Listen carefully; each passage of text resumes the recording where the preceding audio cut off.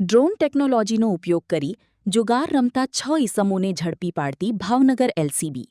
Bhavnagar LCB police સ્ટાફના માણસો Bhavnagar city વિસ્તારમાં પેટ્રોલિંગમાં હતા.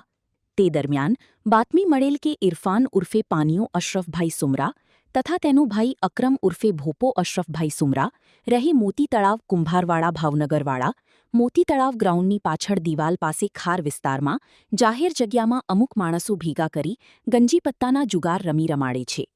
જે બાતમી અંગે ડ્રોન ટેકનોલોજીનો ઉપયોગ કરી રેડ કરતા ₹36,700ના મુદ્દામાલ સાથે 6 ઈસમો પકડાઈ ગયેલ.